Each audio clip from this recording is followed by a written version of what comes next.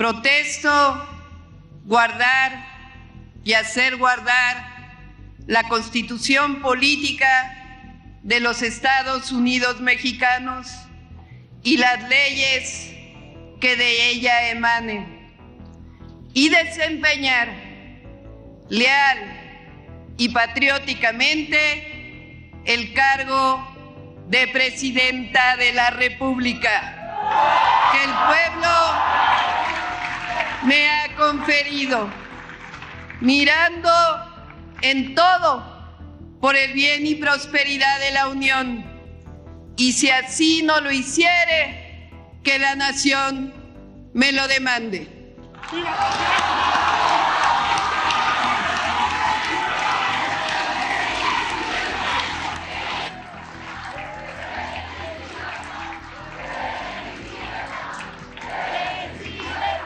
El 1 de octubre de 2024 abre un nuevo capítulo en la historia de México. Un momento que será recordado por niñas, niños que desde sus televisores, la radio y ahora las plataformas digitales miraron cómo se le colocó por primera vez la banda presidencial a una mujer. Para ellos será algo normal. Para el resto de los mexicanos, un recordatorio de que tuvieron que pasar 65 presidentes y 70 años después de que las mujeres ejercieran el voto para atestiguar lo que en otros países ya no es tema de conversación. El 1 de octubre, México abre un nuevo espacio en su historia. Ahora, sobre el nombre de Claudia Sheinbaum, pesa el futuro económico y social del país. Fue un amanecer tranquilo para los mexicanos que estrenaron un nuevo día de asueto que tendrá lugar cada 6 años, producto de aquella reforma político-electoral de 2014 que acorta el periodo de transición entre una elección presidencial y la toma de posesión. Las calles y las banquetas de la ajetreada Ciudad de México lucían despejadas, acompañadas por los rayos del sol que decidieron asomarse en medio de días de tormenta. Si nos referimos al clima, una tregua con los dioses aztecas para no estropear el evento histórico que tuvo lugar en el Congreso de la Unión. Los únicos que le ganaron a la luz fueron los cientos de medios de comunicación y periodistas de todo el mundo que se dieron cita desde la madrugada para tener el mejor lugar y obtener la mejor toma de la ceremonia, mientras los alrededores eran reforzados por un amplio despliegue militar y policial, con vallas metálicas que blindaron al inmueble de los trabajadores del Poder Judicial que llegaron a manifestarse. Al interior, los asientos en los palcos del recinto de San Lázaro poco a poco comenzaban a ocuparse por los representantes de los 105 países que asistieron, empresarios y otras personalidades, desde la primera dama de los Estados Unidos, Jill Biden, los Slim, padre e hijo, los presidentes de Latinoamérica más cercanos a AMLO, como Lula da Silva de Brasil, Petro de Colombia, Boric de Chile y Díaz-Canel de Cuba, hasta el boxeador mexicano Saúl Canelo Álvarez se dejó ver. Los grandes ausentes, aquellos que tuvieron conflicto diplomático en el sexenio pasado, como Ecuador, Perú y España. Mientras, algunos legisladores fungieron de teloneros previo al acto principal. Diputados de diferentes bancadas ocuparon la tribuna por periodos de 10 minutos y emitieron sus posicionamientos. Unos pedían reconciliación, otros destacaban el cambio de la banda presidencial de hombro a hombro, de hombre a hombre, de hombre a mujer. Exclamaban que signifique algo para la patria, porque los ojos del mundo están puestos en este acto histórico. El gabinete de Sheinbaum se acomodó cerca de la tribuna. Hombro a hombro también estuvieron la secretaria de Energía Luz Helena González y el secretario de Hacienda Rogelio Ramírez de la O. Una dupla que, aunque en foto se mire junta, requerirá de amplio diálogo para los retos financieros que vienen en materia energética. Al otro extremo del recinto, a los que se les vio platicar largo y tendido, fue a los antecesores del sector, Rocío Nale y Manuel Bartlett, hoy muy bien acomodados en otras responsabilidades del llamado segundo piso de la transformación. Las molestias no tardaron en expresarse también por parte de algunos legisladores de oposición, quienes mostraron su descontento por ser solo una comisión de morenistas la que se encargara de recibir a la presidenta y no un grupo plural de todos los partidos políticos como marca el protocolo. Cuestionaban el mensaje que aquello mandaba. Pero todo estaba listo acorde al cronograma. Sin embargo, resultó atropellado, con tiempos desfasados entre la llegada del presidente saliente y la presidenta electa. En punto de las 11 horas, se estacionó un viejo conocido, el Jetta blanco, en el que AMLO dejó de verse hace ya tiempo. Ahora lo traía al pie de la escalinata para entregar la banda que le perteneció por 6 años. Tardó casi 20 minutos en atravesar el salón de plenos ante un descontrol de los legisladores que habían prometido comportarse acorde al protocolo. Entre las clásicas porras y cantos de los últimos 6 años hacia López Obrador, hubo abrazos y uno que otro jaloneo.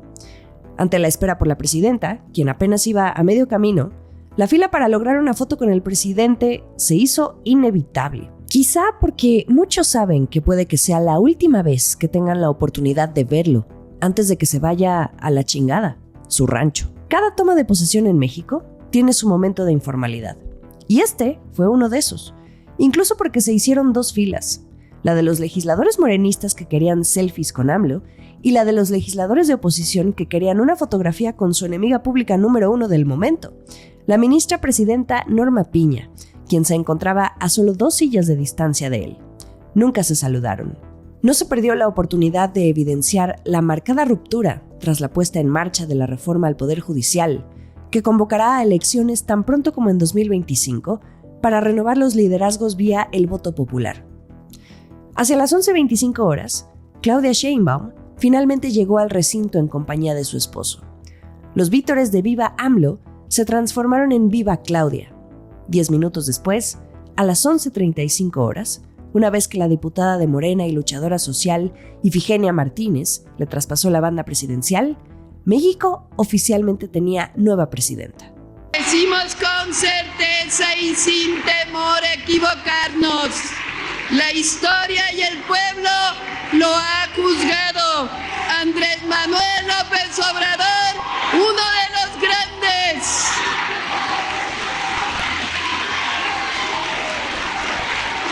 El dirigente político y luchador social más importante de la historia moderna. El presidente más querido, solo comparable con Lázaro Cárdenas. El que inició y termina su mandato con más amor de su pueblo. Y para millones, aunque a él no le gusta que se lo digan, el mejor presidente de México. El discurso de toma de posesión de un presidente o una presidenta, por naturaleza genera amplia expectativa. Se le escucha hablar oficialmente y por primera vez en funciones.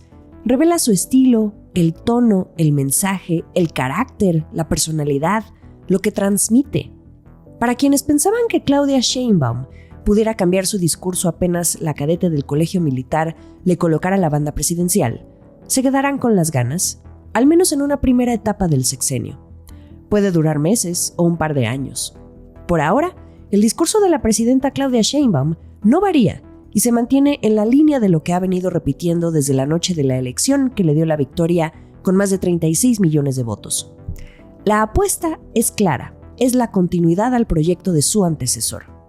Sheinbaum ha elegido representar la continuidad en su discurso, en su decálogo, en sus 100 promesas. El mismo estilo adoptado por López Obrador hace 6 años. La misma fórmula, acompañada de los mismos sermones que han moldeado el discurso político que, como quiera que sea, los ha llevado a consolidarse en el poder. Una fuerza política difícil de destruir por otros partidos que agonizan y figuras de oposición que se debilitan. En un momento de suma relevancia para el país, por el cargo histórico que ocupa, Claudia Sheinbaum enfocó su mensaje en las mujeres. Sí, tiempo de mujeres, no sin antes dedicar un buen pedazo a López Obrador.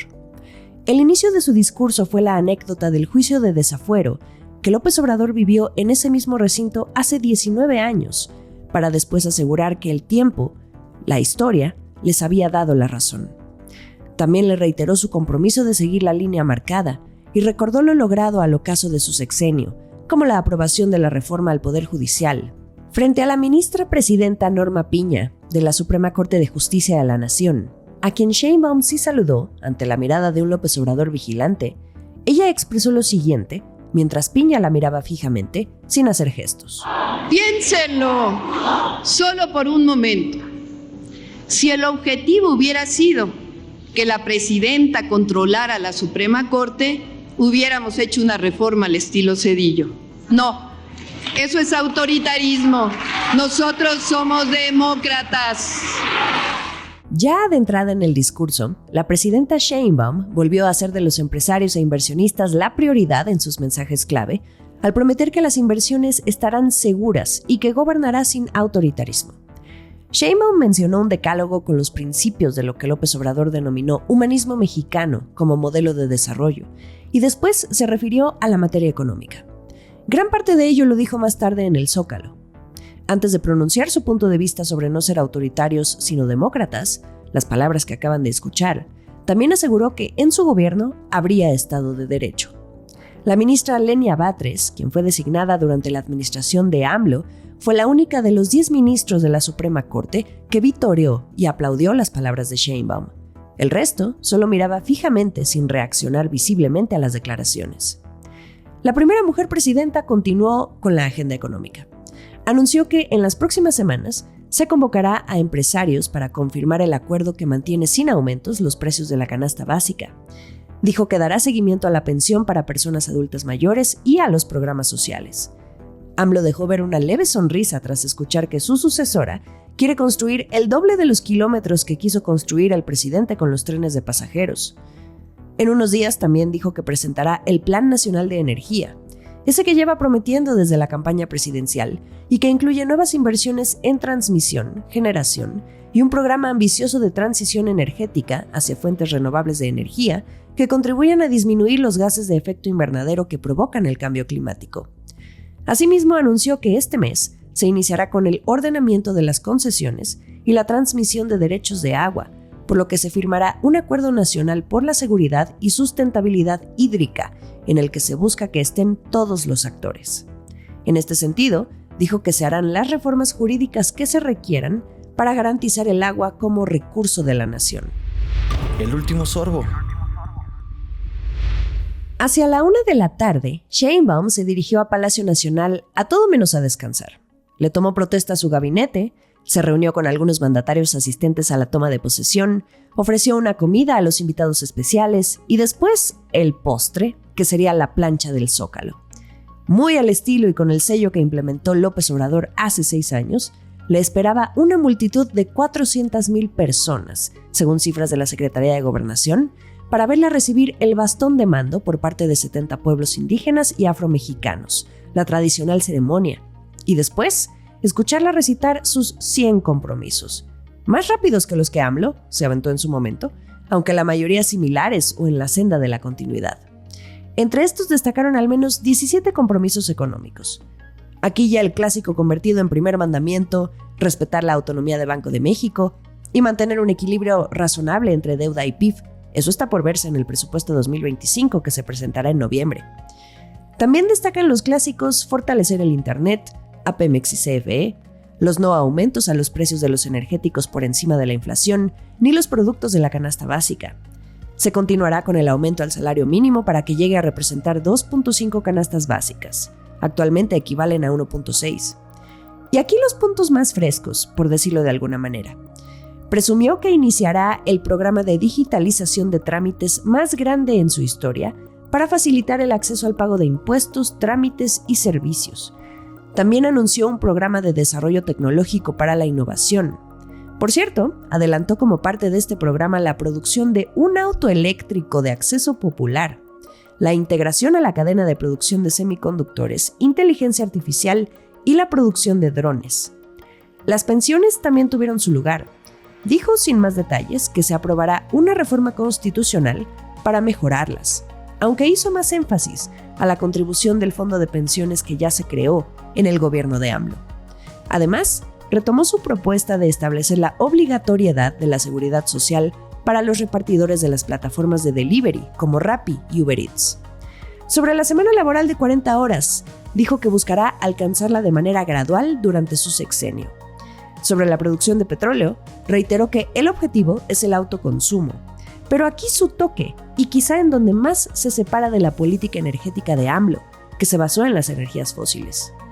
Sheinbaum dijo que por razones ambientales se promoverán normas para que los vehículos que se vendan en México sean eficientes y no tengan tanto consumo de gasolina y diésel. También promoverá la electromovilidad. Se comprometió a que la participación de la energía renovable sea de 45% para 2030. Sobre las inversiones en infraestructura y nearshoring, buscará la ampliación de puentes transfronterizos con Estados Unidos, impulsará trenes, puertos y las vialidades en México. Dio la bienvenida a la inversión privada y a la relocalización de las cadenas de suministro. Dijo que establecerá con diversas cámaras un Consejo Nacional para el Desarrollo Regional y la Relocalización.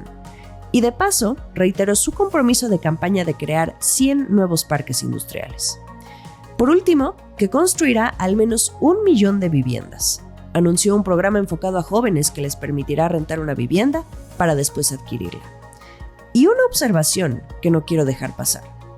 Claudia Sheinbaum habló de facilitar el pago de impuestos, pero no mencionó una promesa que solía hacer su antecesor, aquella de no aumentar los impuestos.